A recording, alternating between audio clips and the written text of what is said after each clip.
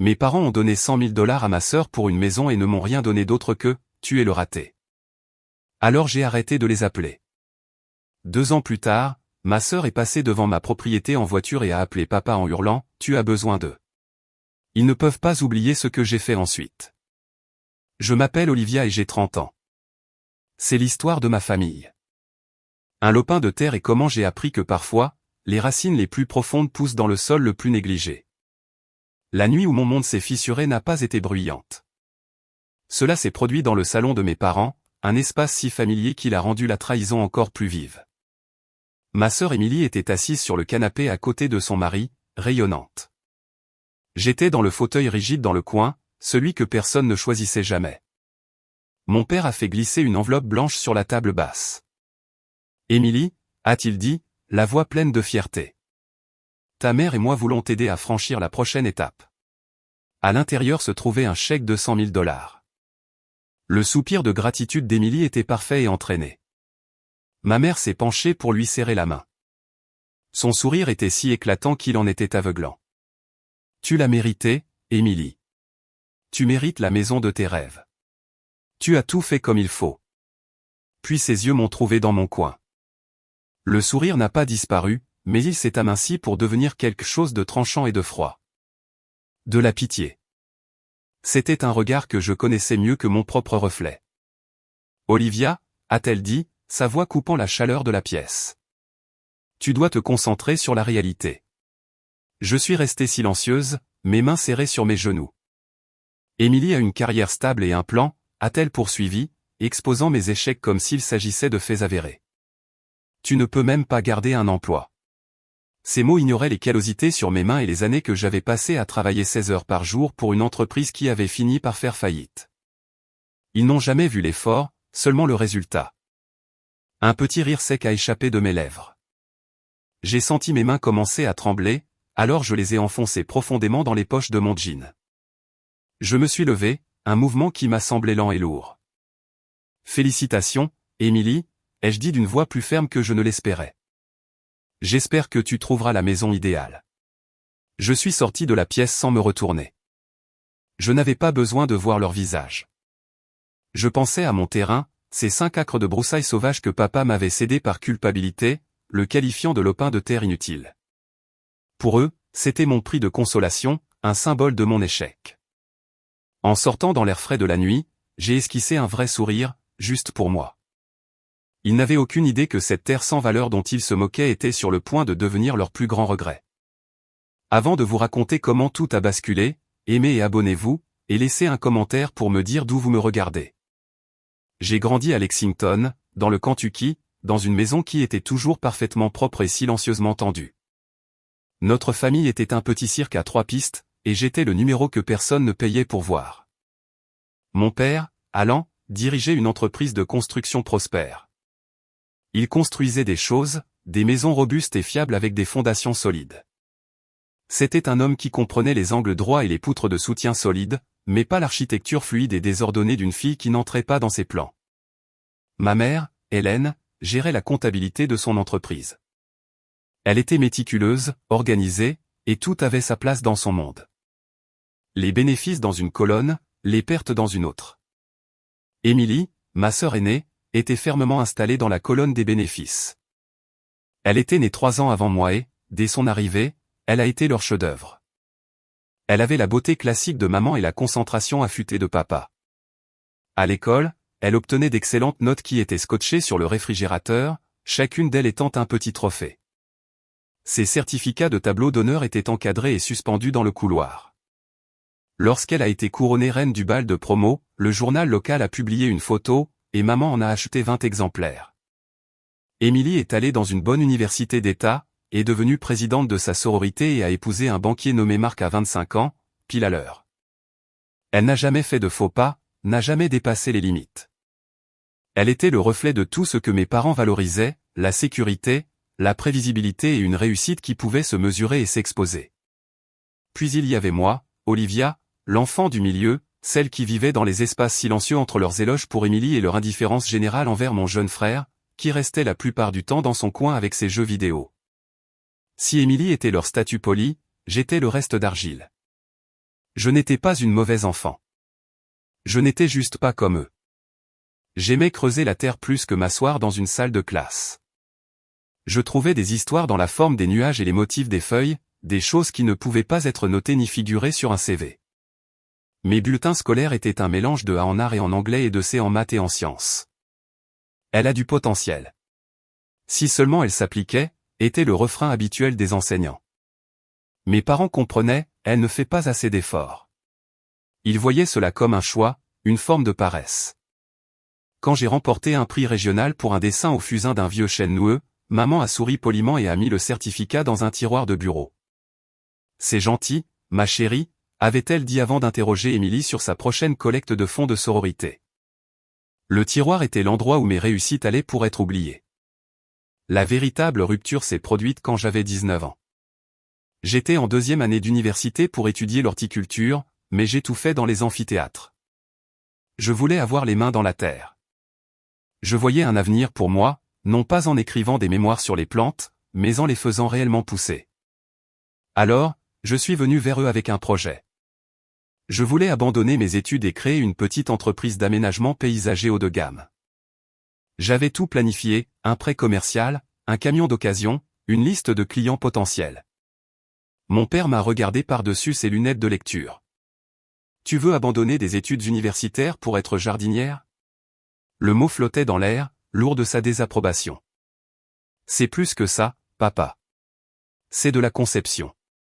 C'est créer des espaces pour les gens. C'est une vraie entreprise. C'est du travail manuel, Olivia, a dit ma mère, la voix serrée par l'inquiétude. Ce n'est pas une carrière. C'est un passe-temps. Mais j'étais têtu. J'ai contracté le prêt moi-même, en utilisant le petit fonds d'études qu'ils avaient mis de côté pour moi comme garantie. Pendant 2 ans, j'ai investi chaque once de mon être dans cette entreprise. Ils m'appelaient une vagabonde, mais je n'avais jamais été aussi concentré. Ma journée commençait à 5 heures du matin en chargeant des pelles et du paillis dans mon vieux camion Ford. Je travaillais 16 heures par jour, parfois plus, sous le soleil brutal du Kentucky. Mes mains étaient à vif, couvertes d'ampoules qui se transformaient en callosité dure. Mon dos me faisait constamment souffrir. Je plantais les rêves des autres. Des rangées de rosiers parfaits pour des clients riches. Des pelouses d'un vert éclatant pour de nouvelles familles. J'étais doué pour cela. Ma liste de clients s'allongeait. Je construisais enfin quelque chose qui m'appartenait. Et puis l'économie s'est effondrée. Cela a commencé lentement, puis tout d'un coup. Le marché du luxe s'est tari. Les gens ne dépensaient plus d'argent pour des jardins élaborés. Un par un, mes contrats ont été annulés. L'entreprise pour laquelle j'avais tant donné a dépéri et est morte en moins de 6 mois. La banque a pris mon camion. J'ai tout perdu. Pour mes parents, ce n'était pas une tragédie. C'était une fatalité. C'était la preuve qu'ils avaient eu raison depuis le début. Nous t'avions dit que cela arriverait, a dit maman, sur un ton mêlant déception et une étrange satisfaction de voir ses prédictions confirmées. Ils n'ont pas dit une seule fois, tu as tellement travaillé. Ils n'ont jamais reconnu l'effort. Ils n'ont vu que l'échec. J'avais 24 ans, j'étais ruiné et vaincu. Je n'avais nulle part où aller, j'ai donc dû retourner vivre chez eux. La honte était un poids physique. C'est alors que mon père est venu me voir avec le titre de propriété. Il possédait un plus grand terrain de 40 acres à la périphérie de la ville qu'il avait acheté comme investissement à long terme. Il avait fait découper par un géomètre une section de 5 acres dans le coin arrière. Elle était enclavée, envahie de mauvaises herbes et de broussailles épineuses, et le sol était rocheux et pauvre. Personne ne voudrait jamais y construire. Tiens, a-t-il dit en faisant glisser les papiers sur la table de la cuisine sans me regarder dans les yeux. C'est à toi. Un prix de consolation, je suppose. Au moins, tu posséderas quelque chose. Ce n'était pas un cadeau. C'était un acte de culpabilité. Une façon de s'en laver les mains. Il me donnait un morceau de terre pour que j'aie un endroit où déposer mon échec. Je savais ce qu'il pensait, elle peut aller jouer dans la terre là-bas, là où elle ne nous fera pas honte.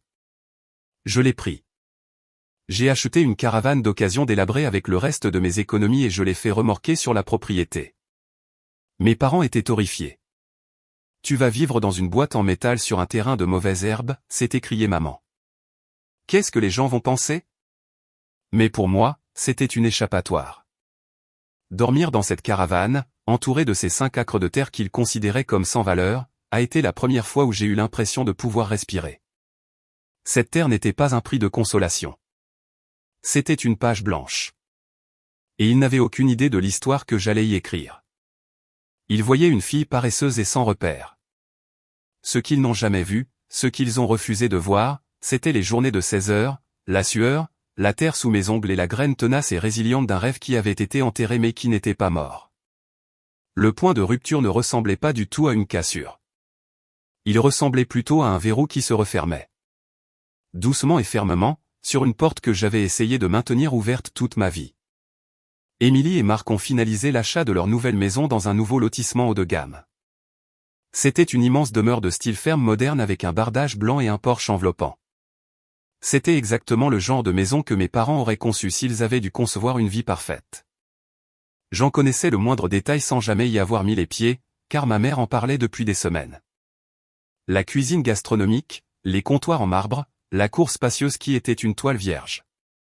Pour fêter cela, maman a décidé d'organiser une fête dans le jardin de notre maison familiale. L'ironie était une pilule amère à avaler. Le jardin dans lequel ils faisaient la fête, celui avec la terrasse en pierre impeccable, les parterres de fleurs florissants et la pelouse parfaitement tondue, était celui que j'avais construit. Des années plus tôt, avant la faillite de mon entreprise, j'avais consacré un été de sueur et d'amour à cet espace en guise de cadeau pour mes parents. Je l'avais conçu, creusé, planté. C'était l'un des premiers projets dont j'étais vraiment fier. Maintenant, ce n'était plus qu'un simple décor pour la réussite d'Émilie.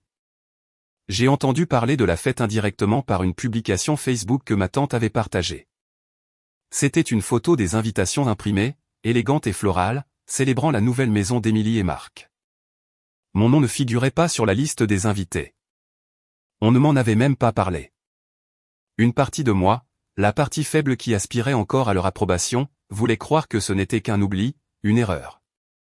Alors, j'ai décidé d'y aller, non pas pour gâcher la fête, mais pour tendre une branche d'olivier, pour leur montrer que je n'étais pas amer. J'ai passé la matinée dans une pépinière locale, pas encore la mienne, et j'ai choisi le cadeau parfait, un jeune plant d'érable du Japon. C'était un arbre magnifique et délicat, un arbre qui grandirait fort et offrirait de l'ombre pour les années à venir.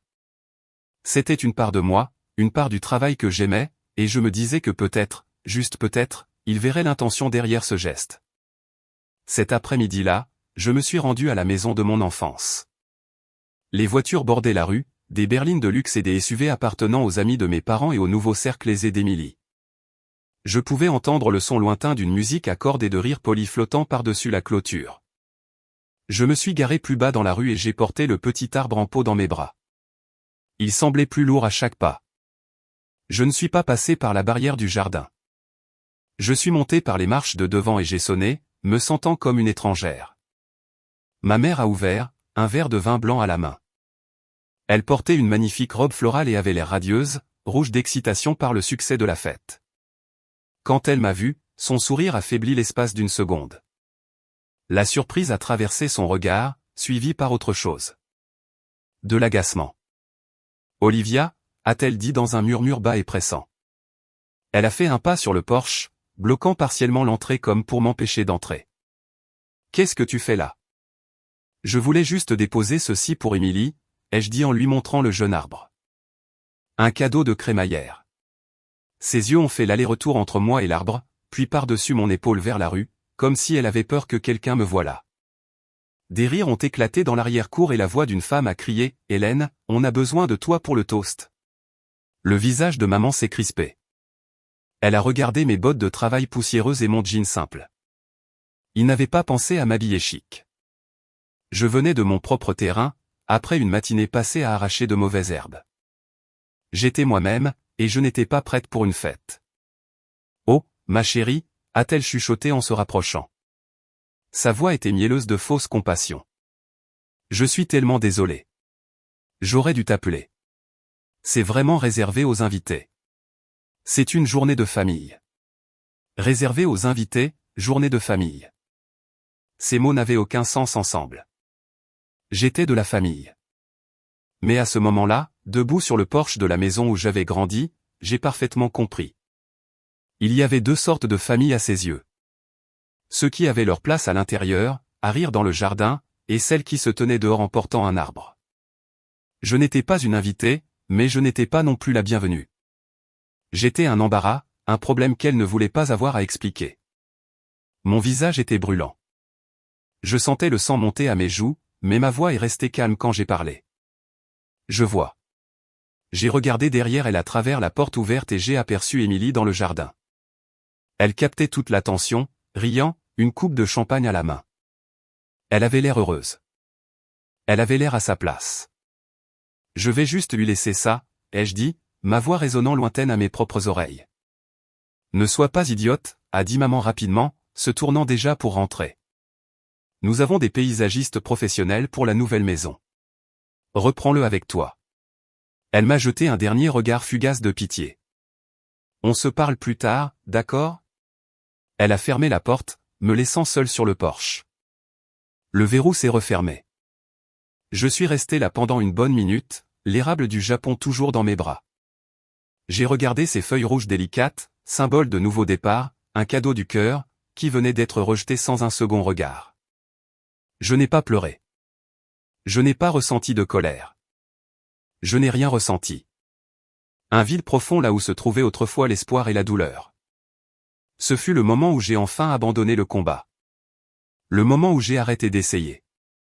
Je me suis retourné et je me suis éloigné de la maison. J'ai descendu l'allée, passant devant toutes ces voitures brillantes et chères, sans me retourner. Arrivé au bord du trottoir, j'ai délicatement posé la plante en pot sur la bande de pelouse au bord de la route. Je l'ai laissée là, petite chose abandonnée. En montant dans mon camion pour partir, je savais que quelque chose en moi avait changé pour toujours. Je n'allais plus mendier une place à leur table. Je n'allais même plus demander d'invitation. J'allais construire la mienne. Laisser cet érable du Japon sur le trottoir, c'était comme abandonner mon ancien moi. La fille qui voulait désespérément l'approbation de sa famille avait disparu. À sa place se tenait une femme possédant 5 acres de mauvaises herbes et une détermination froide et inébranlable. Le trajet de retour vers mon terrain n'a pas été rempli de larmes. Il était habité par une énergie sourde et tranquille. La pitié dans les yeux de ma mère avait allumé un feu en moi. Dès le lendemain, je me suis installé définitivement sur ma terre. Ce n'était pas un grand déménagement. J'ai simplement arrêté de prétendre que ma caravane était une solution temporaire. Ce champ oublié au bout d'un long chemin de gravier était désormais ma maison. Je me tenais au milieu de celui-ci ce matin-là, alors que le soleil commençait tout juste à se lever, et j'ai tout contemplé. Les ronces emmêlées, les rochers tenaces, les parcelles de terre argileuse. La plupart des gens y verraient un terrain vague. Mes parents y voyaient un échec. J'y ai vu des fondations. Je suis parti de zéro. Moins que zéro, en réalité. J'avais des dettes de ma précédente entreprise et à peine assez d'argent sur mon compte pour acheter des provisions pour le mois. J'ai donc fait la seule chose que je pouvais faire, j'ai vendu mon vieux camion. Cela a fait mal. Ce camion avait été mon partenaire dans ma première entreprise, le seul symbole de mon rêve brisé. Regarder le nouveau propriétaire s'en aller au volant m'a semblé être un dernier adieu à la fille que j'étais. Mais l'argent que j'en ai tiré a été une bouée de sauvetage. Ce n'était pas grand-chose, mais c'était suffisant pour commencer. Je n'ai pas acheté de nouveaux véhicules. J'ai acheté des outils, une débroussailleuse robuste, une brouette solide, des pelles, des râteaux et une pioche pour le sol rocheux. Ma nouvelle vie allait être construite à la main.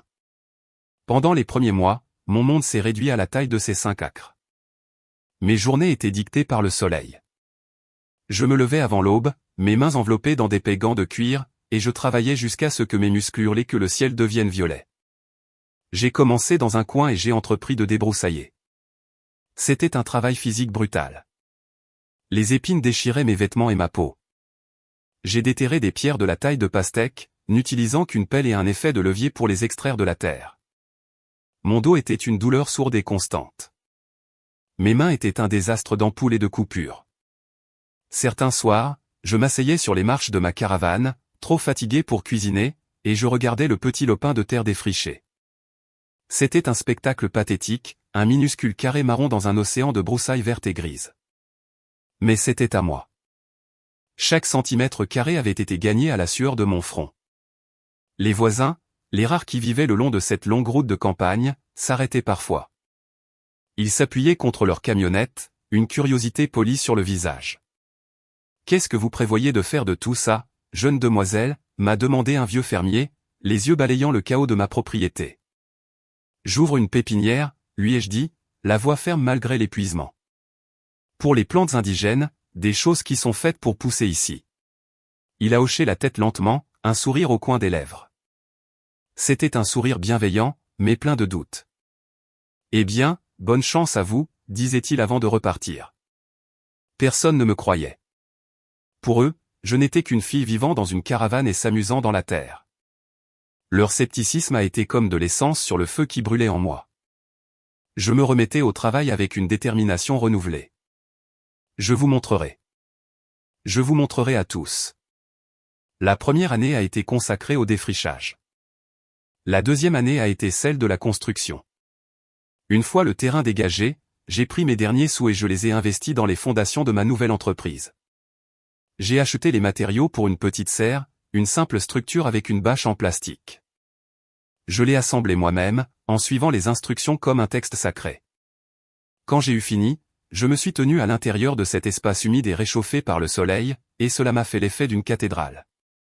J'ai installé des lignes d'irrigation, un réseau de tuyaux noirs qui serpentaient sur le sol défriché, promettant de l'eau et de la vie. J'ai commencé petit.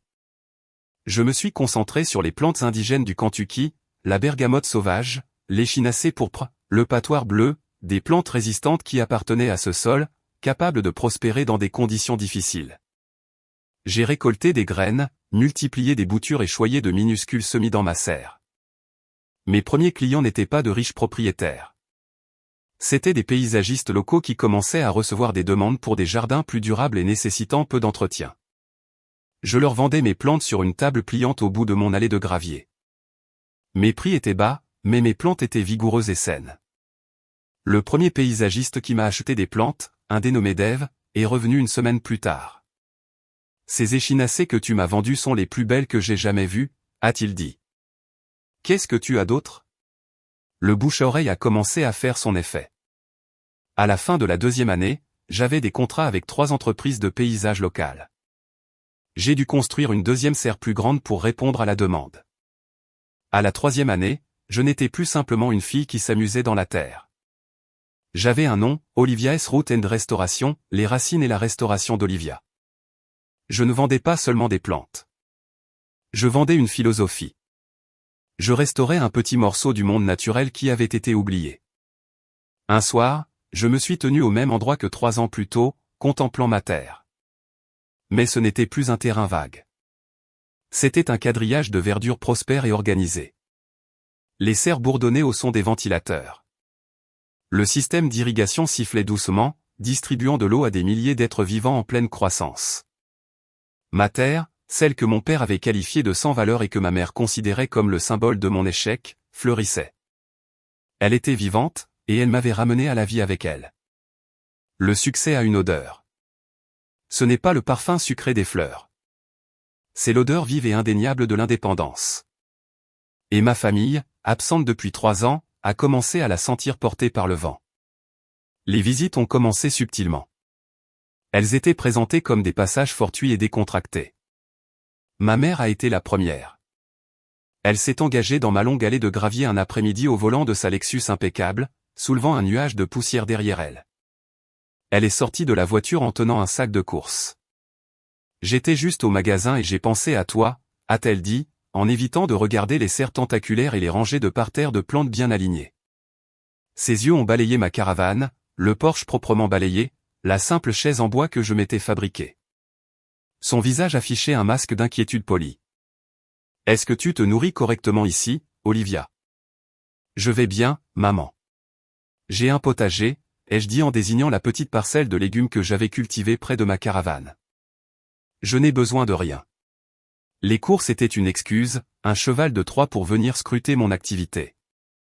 Elle a marché un peu partout, ses sandales coûteuses crissant sur le chemin de gravier.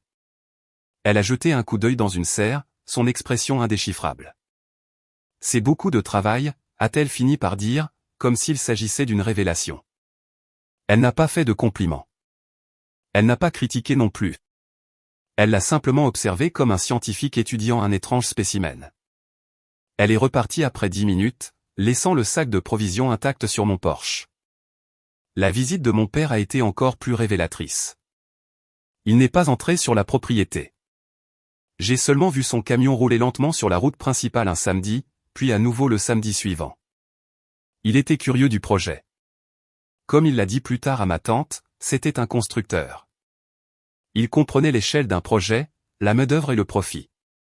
Il ne pouvait pas ignorer le fait que ce lopin de terre inutile comptait désormais des structures, de l'irrigation et un flux régulier de camions commerciaux qui allaient et venaient. Il l'évaluait, calculait sa valeur, et je savais que les chiffres ne correspondaient pas à l'échec pour lequel il m'avait condamné. Et ne s'est jamais arrêté, n'a jamais fait de signe. Il a juste regardé de loin. Puis est venue Émilie. Sa visite a été la plus transparente de toutes. Elle est arrivée par un après-midi ensoleillé, vêtue d'une tenue de sport coûteuse, comme si elle sortait tout juste d'un cours de yoga. Elle arborait un sourire éclatant et artificiel. « Liv. Oh mon Dieu, regarde cet endroit », s'est-elle exclamée, les yeux écarquillés par un étonnement fin. « C'est incroyable. Tu as fait tellement de choses. » J'ai simplement hoché la tête, essuyant la terre de mes mains sur mon jean. Ça m'occupe. Elle marchait à mes côtés pendant que j'inspectais une rangée de rudbeckia. Sa voix était douce comme du miel, le ton exact qu'elle employait lorsqu'elle voulait obtenir quelque chose quand nous étions enfants. Tu t'en sors si bien, Liv. Nous sommes tous si fiers de toi.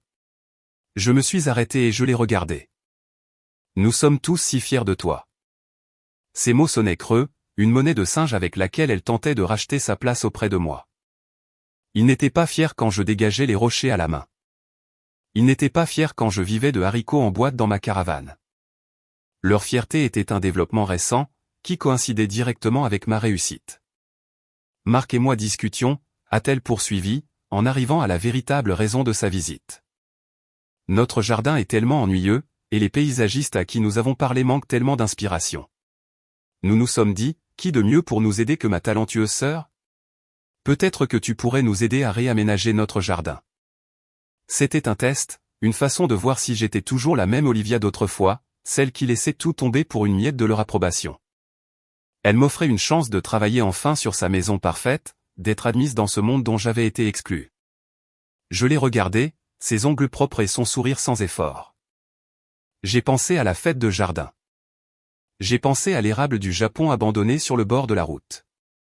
Je suis désolé, Émilie, ai-je dit, d'une voix calme et égale. Je ne peux pas, son sourire s'est crispé. Oh, eh bien, nous te paierions, bien sûr. Quel que soit ton tarif. Ce n'est pas une question d'argent, ai-je répondu, me tournant à nouveau vers mes plantes. Je suis complètement prise par mes contrats commerciaux. Je n'ai pas de temps pour des projets résidentiels en ce moment. Elle est restée elle silencieuse un moment. La douceur mielleuse de sa voix s'est évaporée, remplacée par un ton froid d'incrédulité. Elle a froncé les sourcils, un pli profond se formant entre ses yeux, comme si je venais de briser une règle tacite. On m'avait offert la chance de lui être utile, et j'avais refusé. Le rapport de force avait changé, et elle n'aimait pas cela. Oh, a-t-elle dit d'une voix plate. Eh bien, c'est dommage. Elle n'est pas restée beaucoup plus longtemps. Alors qu'elle s'éloignait, j'ai compris une chose avec une clarté parfaite. Elle n'était pas venue pour reprendre contact. Elle n'était pas venue par amour, pour s'excuser ou pour admettre qu'elle s'était trompée. Elle venait parce que j'avais construit quelque chose selon mes propres règles, quelque chose qu'elle ne pouvait pas contrôler. Ma réussite était un mystère pour elle et elles y étaient attirées, non pour la célébrer, mais pour voir comment elle pouvait en tirer profit. Leur visite soudaine n'avait rien à voir avec la famille. Il s'agissait de récupérer du terrain. Mais cette terre était mienne, et elle n'était plus négociable. 2 mois après la réapparition soudaine et importune de ma famille dans ma vie, j'ai reçu un appel qui a fait trembler le sol sous mes pieds de manière plus profonde que n'importe quel coup de pelle. C'était ma mère. Sa voix était ténue et fragile, dépouillée de sa chaleur manipulatrice habituelle. « Olivia » a-t-elle dit, et il y avait dans sa voix un tremblement que je n'avais plus entendu depuis mon enfance, lorsque j'étais tombé d'un arbre. « C'est ton père. Il a eu un accident vasculaire cérébral ce matin. Il est parti. Je ne savais pas quoi dire. Parti? Le mot me paraissait stupide et dérisoire. Il y a eu un sanglot sec à l'autre bout du fil. Il est décédé il y a 1 heure à l'hôpital. Les obsèques ont lieu vendredi. Puis elle a raccroché. Pas de « est-ce que ça va ?» Pas de « j'ai besoin de toi ici ». C'était une simple notification, pas un moment de deuil partagé. Ma relation avec mon père avait été faite de grand silence et de distance. Il était une présence dans mon enfance, une silhouette en bout de table lors des dîners, mais je ne le connaissais pas vraiment. Je savais qu'il aimait son café noir et ses plans précis. Je savais qu'il était fier d'Émilie et déçu par moi. Il m'avait donné ce terrain, un geste que j'avais interprété comme un renvoi coupable. Nous n'avions pas eu de véritable conversation depuis des années. Sa mort m'a semblé moins être une perte personnelle qu'un ultime constat silencieux sur notre relation rompue. J'ai ressenti une étrange douleur creuse, le deuil de perdre quelque chose que je n'avais jamais vraiment possédé.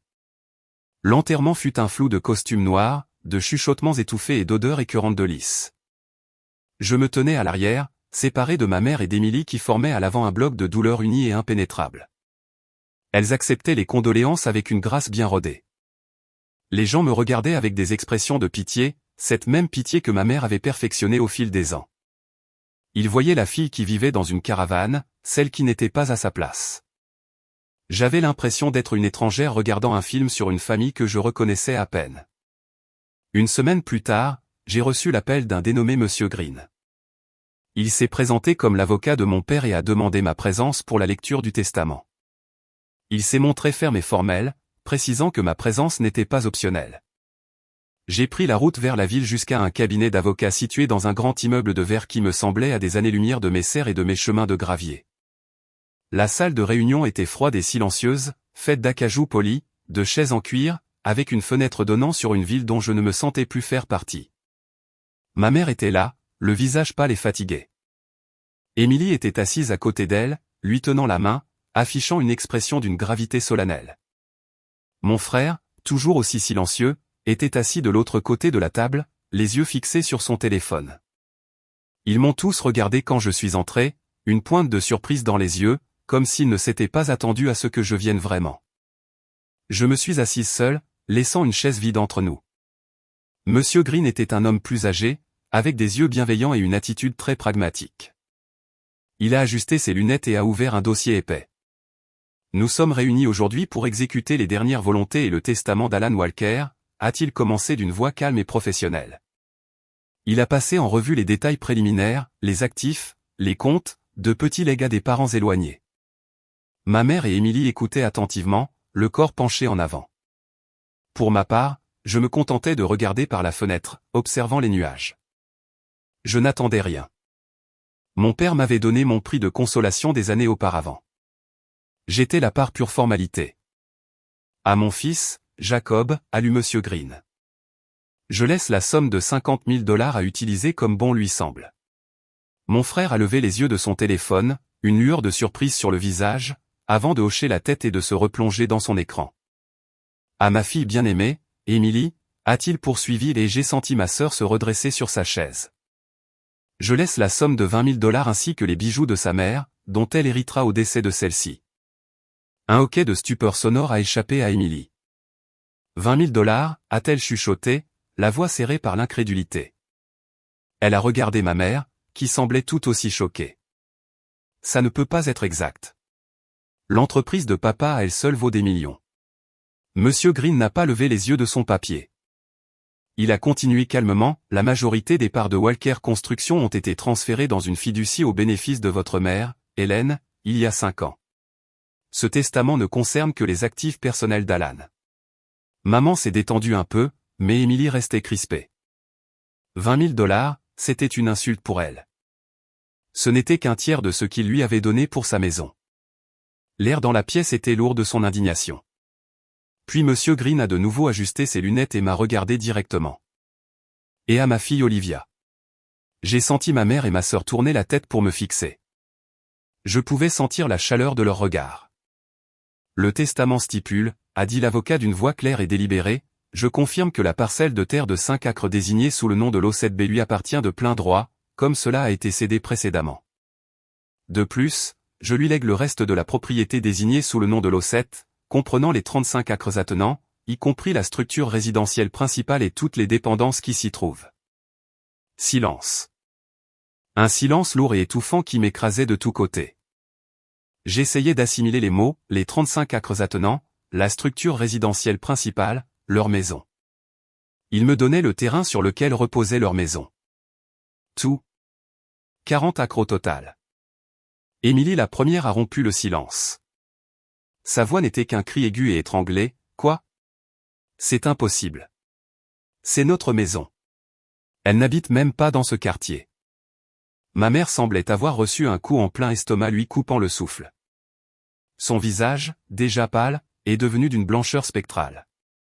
Sa bouche s'est ouverte, mais aucun mot n'en est sorti. Elle fixait simplement Monsieur Green, puis moi, ses yeux écarquillés par une horreur qui se transformait rapidement en rage. Monsieur Green a levé la main pour réclamer le silence.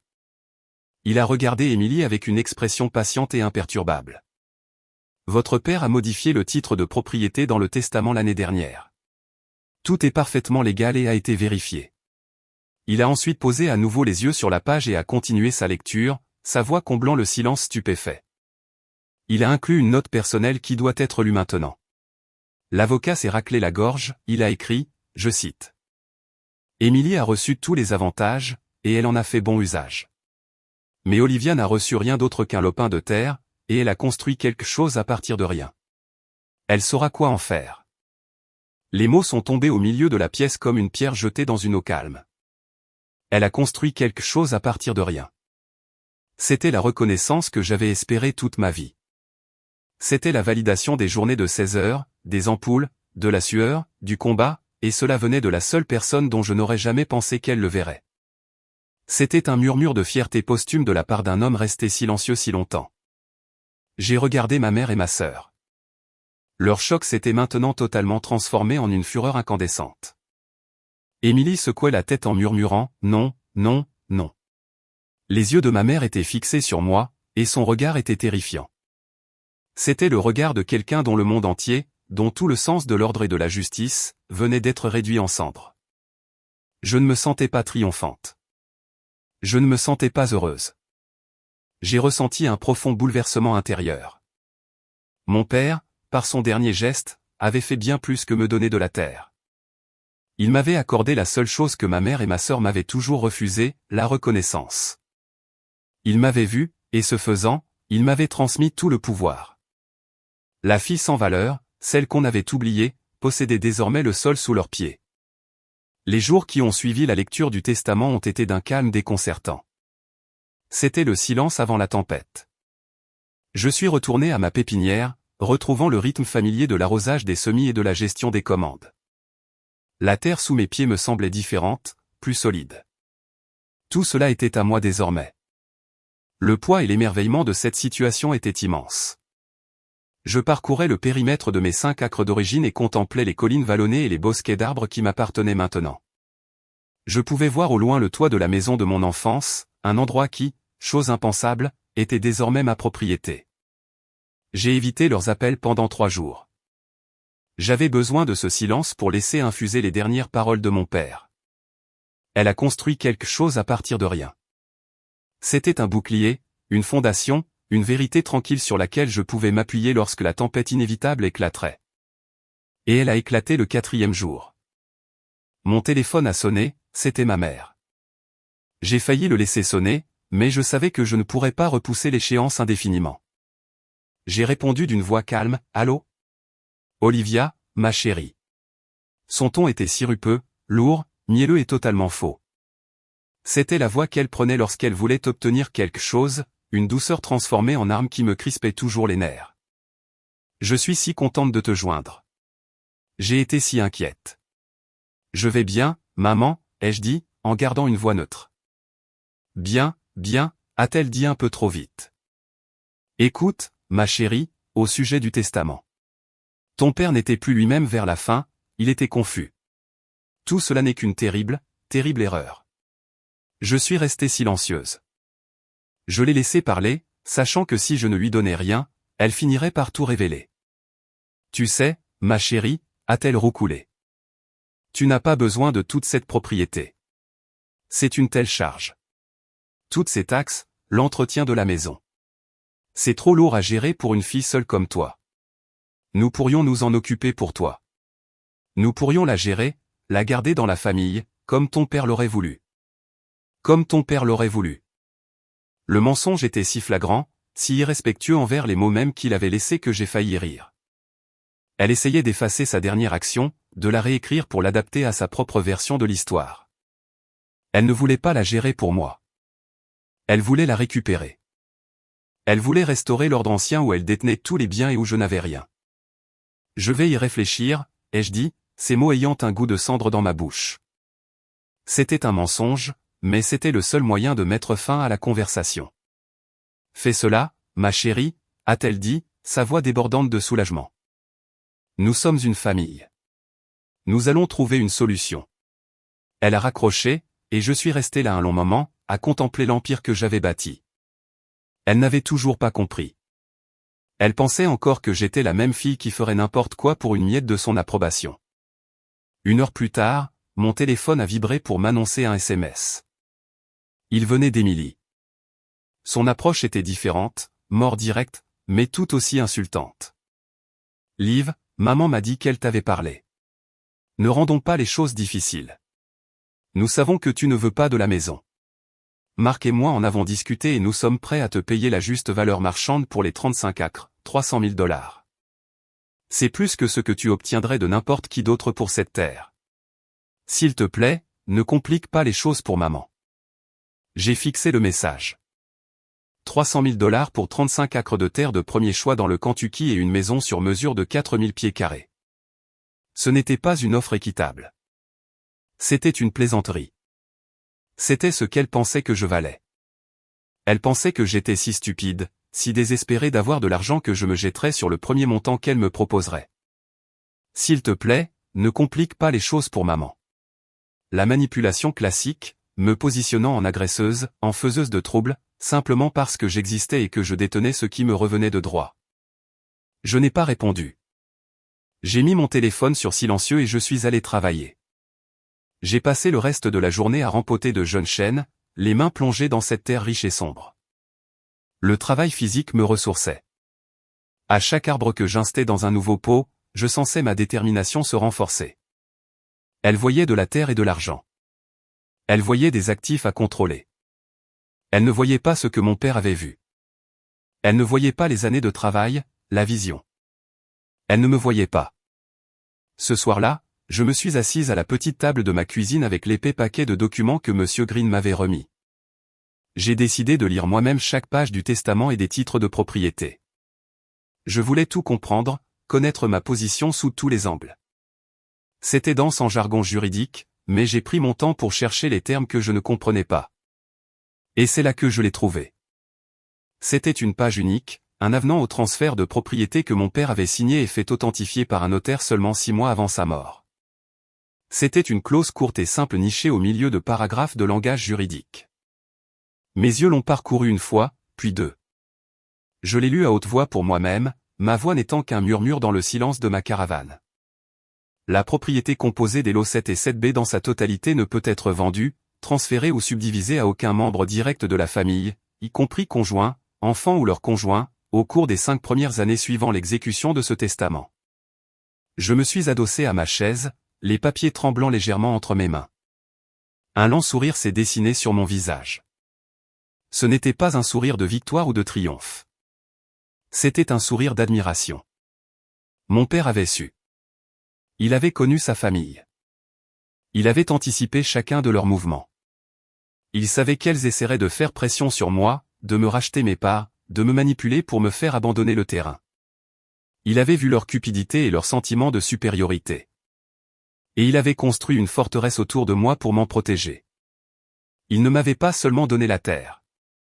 Il m'avait donné du temps. 5 ans. 5 ans de paix. 5 ans pour enfoncer mes propres racines si profondément dans ce sol que rien ni personne ne pourrait jamais m'en arracher. C'était poétique. C'était brillant. C'était une vengeance légale enveloppée d'encre. Un échec et mat ultime d'outre-tombe. J'ai pensé à la voix mielleuse de ma mère et aux SMS insultants d'Émilie. Elle jouait à un jeu et ne savait même pas que leur mari et père s'étaient déjà assurés qu'elle perdrait. Je n'ai toujours rien dit. Je les ai laissés appeler. Je les ai laissés envoyer des messages. Je les ai laissés brasser du vent, croyant qu'elles avaient encore du pouvoir, une carte à jouer. J'ai gardé le dernier cadeau de mon père tout contre mon cœur, la terre, la reconnaissance et le magnifique et impénétrable silence de cette unique et parfaite clause. Mon silence les a poussés au désespoir. Après une semaine d'appels et de SMS restés sans réponse, elles ont décidé de forcer les choses. Elles ont débarqué à ma pépinière un soir, alors que le soleil commençait à se coucher. La lumière dorée projetait de longues ombres sur les rangées de plantes, et l'air était rempli de l'odeur apaisante et terreuse du sol humide et des fleurs épanouies.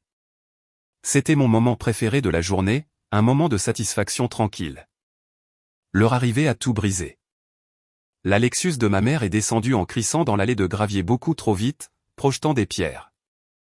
Le SUV d'Émilie la suivait de près. Elles sont sorties de voiture en même temps, leurs mouvements vifs et enragés. Elles n'étaient pas venues pour parler. Elles étaient venues pour se battre. Elles ont marché vers ma plus grande serre où je terminais mon arrosage de la journée. Je les ai vues venir et j'ai pris une profonde inspiration en posant la lance d'arrosage. Je suis resté ferme, juste là, dans l'entrée de cette structure que j'avais construite de mes propres mains. C'était mon territoire. C'étaient elles les intruses ici. Olivia, ça a assez duré, a commencé ma mère, la voix aiguë et tendue. Il n'y avait plus aucune douceur mielleuse, seulement une colère brute et hargneuse. « Qu'est-ce que tu veux, maman ?» ai-je demandé d'une voix calme. À l'intérieur, mon cœur battait à tout rompre, mais je refusais de leur montrer. « Ce que nous voulons, » a éclaté Émilie, le visage rouge et les yeux étincelants. « Ce que nous voulons ? Nous voulons que tu arrêtes d'être aussi incroyablement égoïste. Nous voulons que tu fasses ce qui est juste. » J'ai regardé son visage, puis celui de ma mère. Elles se tenaient côte à côte, formant un front uni d'indignation. C'était de la même manière qu'elles s'étaient tenues ensemble à l'enterrement de mon père, de la même manière qu'elles s'étaient présentées au monde toute ma vie. La mère parfaite et la fille parfaite. Et j'étais l'obstacle à leur monde parfait. Ce qui est juste, ai-je répété, laissant planer les mots. Qu'est-ce qui est juste, Émilie ? Nous rendre notre maison, s'est-elle écriée, les larmes lui montant aux yeux. C'étaient des larmes de frustration, pas de tristesse. Papa a fait une erreur. Il était malade. Il ne réfléchissait pas clairement. Il n'aurait jamais voulu ça. Il n'aurait jamais voulu que sa femme soit chassée de sa propre maison. Personne ne chasse personne, ai-je simplement dit. Ne joue pas à des jeux avec nous, Olivia, a rétorqué ma mère, pointant un doigt tremblant vers moi. Nous savons très bien ce que c'est. C'est ta pitoyable petite vengeance parce que tu as toujours été jalouse de ta sœur. L'accusation était si vieille, si éculée qu'elle avait perdu tout pouvoir de me blesser. J'y avais cru moi-même autrefois, que cette blessure intérieure était de la jalousie. Mais je savais maintenant qu'il ne s'était jamais agi de ce qu'Émilie possédait. Il s'agissait de ce que l'on m'avait refusé, du respect, du soutien, un endroit où être à ma place. Vous pensez que je suis jalouse, ai-je demandé, avec une sincère curiosité dans la voix. De quoi ? De tout, a répliqué Émilie en se raclant la gorge. De ma carrière, de mon mari, de ma vie. Une vie que tu ne pourras jamais avoir parce que tu étais trop occupé à jouer dans la terre. J'ai regardé autour de moi. J'ai regardé les milliers de plantes saines et vigoureuses qui s'étendaient en rangées soignées sous la douce lumière du soir. J'ai regardé les serres robustes, le système d'irrigation complexe, les signes d'une entreprise horticole prospère. J'ai regardé le soleil se coucher sur les collines de cette terre qui était désormais la mienne, entièrement la mienne. Ce n'était pas un jeu. C'était de la construction. Tu es égoïste, a crié ma mère, la voix brisée. Tu as ce petit passe-temps. Ça te suffit. Tu n'as pas besoin d'une grande maison et de tout ce terrain. Tu ne sais même pas quoi faire de ce terrain. Ces mots faisaient écho au passé. Tu ne peux même pas garder un emploi. Tu dois être réaliste. Tu n'auras jamais ce qu'elle a. C'était le même scénario, le même refrain de désapprobation qu'elle m'avait chanté toute ma vie. Mais les mots ne faisaient plus mal. Ils sonnaient creux, désespérés. C'étaient les derniers coups de feu tirés d'une bataille qu'elles avaient déjà perdue. J'ai laissé le silence s'installer. J'ai laissé leurs mots de colère et de laideur se dissiper dans l'air paisible de la pépinière. J'ai regardé leurs visages crispés par la fureur, et je n'ai pas ressenti de colère en retour. J'ai éprouvé pour elles une pitié profonde, infinie. Elles étaient prisonnières d'un monde où la valeur ne se mesurait qu'en argent et en statut. Elles ne pouvaient pas voir la richesse qui m'entourait, la vie que j'avais cultivée à partir de rien. Elles ne pouvaient pas comprendre, alors elles devaient attaquer. Enfin, j'ai posé mon regard de ma mère à ma sœur, mon regard fixe et clair. En fait, ai-je dit calmement, d'une voix douce mais ferme qui portait sans peine dans l'air calme du soir, si, je le sais. J'ai vu une lueur de confusion passer dans leurs yeux. Elles s'étaient attendues à ce que je hurle, que je pleure, que je discute, que je me défende. Elles étaient venues armées pour la bataille, et j'avais refusé de prendre une arme. Mon calme était un mur qu'elles ne pouvaient pas franchir. Les dernières paroles de mon père ont résonné dans mon esprit, elle saura quoi en faire. Il m'avait fait confiance. Il avait cru en moi. Et leurs opinions, leurs cris, leurs exigences n'étaient rien comparées au poids de cette confiance. J'ai soutenu leur regard un dernier instant, leur montrant qu'il ne restait plus rien en moi qu'elles puissent blesser. Puis, sans un mot de plus, je me suis retourné. Je suis rentré dans ma serre, j'ai repris la lance d'arrosage et j'ai dirigé le jet d'eau sur un parterre de jeunes plants de lavande. Je ne me suis pas retourné pour voir leur réaction. Je pouvais sentir leur silence stupéfait derrière moi. Elles étaient venues dans mon monde pour me détruire, mais leur pouvoir s'était envolé. Elles n'étaient plus que deux femmes en colère debout dans un jardin qu'elles ne comprendraient jamais. Créé par une fille qu'elles n'avaient jamais connue. Papa m'avait donné exactement ce dont j'avais besoin, de la terre, de l'espace, et le silence pour enfin entendre ma propre voix. Et je n'allais plus jamais laisser personne crier plus fort qu'elle. Les 5 années que le testament de mon père m'avait accordées n'ont pas été qu'une période d'attente. Elles ont été une période d'intense création. Cette confrontation avec ma mère et ma sœur a été la dernière fois où j'ai permis à leur monde de s'immiscer dans le mien. J'ai construit un mur, non pas avec des clôtures, mais avec ma concentration. Toute l'énergie que j'avais autrefois dépensée à désirer leur approbation, je l'ai désormais versée dans la terre. À la fin de la 5e année, Olivia's Root and Restoration était méconnaissable par rapport à la petite entreprise qui tournait dans une seule serre. Elle était devenue l'une des pépinières écologiques et de plantes indigènes les plus grandes et les plus respectées de l'État. Nous nous étions développés pour atteindre cette serre massive, un laboratoire de culture in vitro et une flotte de 3 camions de livraison. J'avais 12 employés à plein temps, des horticulteurs, des ouvriers et une responsable de bureau qui gérait la paperasse interminable. Nous ne vendions plus de plantes sur une table pliante. Nous fournissions des graminées indigènes, des fleurs sauvages et des arbres pour d'importants projets gouvernementaux de restauration le long des autoroutes et dans les parcs d'État. Nous avions des contrats de recherche avec le département d'agriculture de l'université pour tester des variétés de fleurs locales résistantes à la sécheresse. J'avais transformé 5 acres de mauvaises herbes en une entreprise prospère et vitale, et les 35 acres qui l'entouraient m'offraient l'espace nécessaire pour rêver encore plus grand. Ma mère vivait toujours dans la maison. Le testament lui avait accordé le droit d'y résider jusqu'à la fin de ses jours, mais le titre de propriété était à mon nom. Nous n'avions aucun contact. Je versais chaque mois sur son compte bancaire un chèque pour couvrir les taxes foncières, un transfert électronique anonyme. C'était un arrangement froid et net. Émilie et son mari avaient déménagé dans un autre état 2 ans auparavant. J'avais appris par le bouche à oreille que Marc avait obtenu une promotion. Nous ne nous parlions jamais. Ils étaient devenus des fantômes d'une vie passée. La pièce maîtresse de mon plan quinquennal était quelque chose de personnel. Sur une magnifique partie vallonnée de la propriété qui surplombait les 5 acres d'origine, j'avais passé les 2 dernières années à construire quelque chose de spécial. Ce n'était pas une autre serre ni un nouveau laboratoire. C'était un espace public, un centre d'apprentissage et un jardin botanique dédié aux écosystèmes indigènes du Kentucky. J'avais financé l'intégralité du projet moi-même. Je l'ai appelé l'Arboretum d'Allen. Donner le nom de mon père a été une décision complexe. Ce n'était pas un homme parfait, et notre relation avait été marquée par la distance et sa désapprobation silencieuse. En revanche, dans son dernier acte, il m'avait tout donné. Il avait vu la part de moi que personne d'autre n'avait pris la peine de chercher. L'Arboretum n'était pas seulement un mémorial. C'était le témoignage de ce dernier instant de lucidité où il m'avait véritablement vu. C'était un jardin né de la graine de reconnaissance qu'il avait plantée. C'était ma façon de lui dire merci, et ma façon de le laisser enfin partir. La cérémonie d'ouverture a eu lieu par une belle journée ensoleillée d'octobre. Les feuilles d'automne sur les arbres offraient de magnifiques nuances de rouge et d'or. Nous avions invité des clients, des partenaires universitaires, des élus locaux et des journalistes. Des centaines de personnes se promenaient sur les sentiers de pierre, admirant les jardins méticuleusement agencés et le magnifique centre d'apprentissage moderne que j'avais conçu avec un architecte. Je me tenais sur une petite tribune en bois, observant la foule. Mes employés étaient au premier rang, rayonnant de fierté. Dave, le tout premier paysagiste à m'avoir acheté des plantes, m'a fait un geste d'encouragement. Monsieur Green, désormais retraité, était assis sur une chaise pliante, me souriant chaleureusement.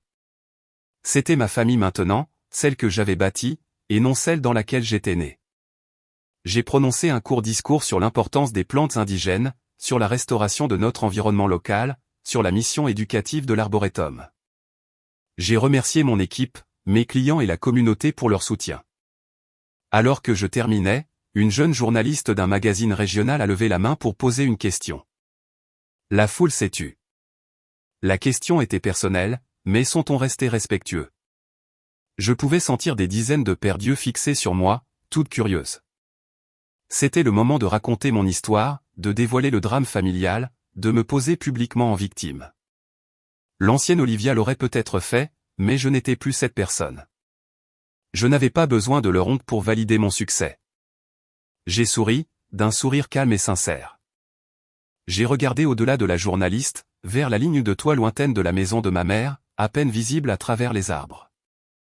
Ma famille et moi avons eu des perspectives différentes au fil des ans, ai-je commencé, d'une voix claire et assurée. Quand j'ai débuté ici, avec rien d'autre qu'une caravane et 5 acres de mauvaises herbes, il disait que cette terre ne vaudrait jamais rien. J'ai marqué une pause, laissant les mots s'installer.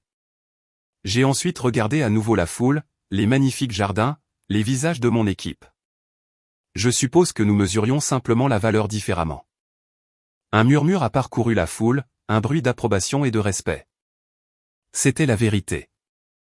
C'était toute l'histoire résumée en une seule phrase. Ce n'était pas une attaque. C'était un simple constat de fait. Elle privilégiait l'argent, le statut et les apparences. Je privilégiais la croissance, la résilience et le travail tranquille et régulier consistant à construire quelque chose de réel à partir de rien. La journaliste a hoché la tête, satisfaite. Après la cérémonie, tandis que les gens exploraient l'arboretum, Monsieur Green s'est approché de moi. « Ton père serait très fier de toi, Olivia », a-t-il dit, le regard doux. « Je l'espère », ai-je répondu, observant un groupe d'écoliers rire en montrant du doigt un papillon monarque posé sur une asclépiade.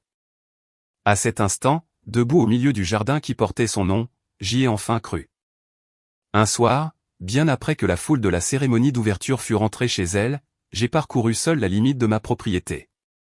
Le soleil s'était couché, et le ciel du Kentucky était d'un violet profond, parsemé des premières étoiles pâles. J'ai retiré mes bottes et j'ai marché pieds nus sur le sol frais et humide, ce même sol qui m'avait jadis brisé le dos et qui, en fin de compte, avait guéri mon cœur. L'air était immobile, et les seuls bruits étaient le chant des grillons et le murmure du vent se déplaçant à travers les hautes herbes de prairie que j'avais plantées des années plus tôt. Je suis passé devant les serres, sombres et silencieuses désormais, abritant leurs précieux chargements endormis. J'ai marché le long de la lisière de l'arboretum d'Allen, ses allées éclairées par des lumières douces à basse tension. Alors que je me tenais sur une petite colline surplombant l'ensemble des 40 acres, un souvenir m'est revenu, aussi clair et net que s'il se produisait à cet instant même. J'étais de retour dans le salon de mes parents, assise sur le fauteuil oublié, et la voix de ma mère a résonné dans mon esprit, aussi sèche et tranchante qu'elle l'avait été ce soir-là. Tu ne peux même pas garder un emploi. Les mots ont simplement flotté là, dans le calme de mon esprit. Ils ne piquaient plus. Ils ne brûlaient plus. Ce n'étaient que les mots d'une personne que je connaissais autrefois, issue d'une vie qui ne me semblait plus être la mienne. J'ai regardé mes mains, les callosités toujours présentes, mais plus douces désormais. Les mains d'une chef d'entreprise, d'une créatrice. Je ne tenais pas seulement un emploi. Je tenais un héritage. Le vent soufflait à travers les feuilles des chênes que j'avais plantées lorsqu'ils n'étaient que de jeunes pousses, et elle bruissait d'un son semblable à un doux soupir. Pour la première fois, debout à cet endroit, j'ai réalisé que je ne ressentais pas la moindre once de colère envers ma mère ou ma sœur. Le besoin ardent de vengeance, la blessure de la trahison, tout cela avait été composté, transformé en une terre riche pour nourrir la vie que je menais aujourd'hui. Je n'avais pas besoin qu'elle me voie, qu'elle m'approuve ou qu'elle s'excuse. Leur validation n'était plus le nutriment dont j'avais besoin pour grandir. J'ai ressenti de la paix, une paix profonde, tranquille et inébranlable qui venait de la terre elle-même. Parce que, parfois, la meilleure vengeance ne consiste pas à se battre en retour ni à reprendre ce qui vous a été volé. Il ne s'agit pas de faire ressentir aux autres la douleur qu'ils vous ont infligée.